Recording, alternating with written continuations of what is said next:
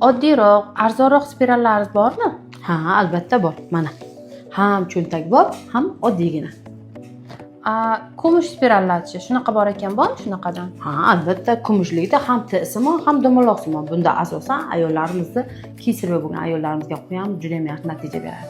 Antibiotik chiqazar ekan, asallik spiral bor ekan, shunaqa deb eshitganman, bormi shundan? Bundan ham bor. Bu hammasidan ham to'g'ri. Sababi ayollarimizda qaysi birida yallig'lanish, infeksiyalar va shular bilan birgalikda ajralmalar bo'lsa, bemalol mana shunda qo'yilishlari mumkin.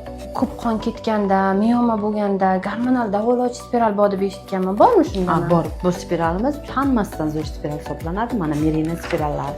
Aynan bu spirallar orqali biz ayollarda ko'p qon ketganda, og'riq bo'lganda, adenomioz, endometrioz kasalliklariga davolash maqsadida qo'yib beramiz.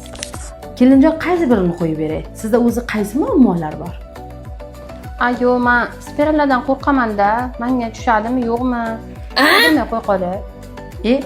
Agar spiraldan qo'rqadigan bo'lsangiz, undan ham zo'ri bor. Hammasidan zo'ri. Bu yangi texnologiya. Mana implant spirali. Bu aynan bilakka qo'yiladigan spiral hisoblanadi. Bu hech qanaqa hech kimga xalaqit bermaydi va hech qanaqa og'riqsiz qo'yiladigan spiral hisoblanadi. 3 yilgacha 99.9% homiladorlikdan saqlaydi. Marhamat, mana shuni oling. Bizda hamma spirallardan bor. Bunisini qo'yaymi, unisini qo'yaymi, qaysi biri yaxshi deb hammadan so'rab yurmasdan, keling.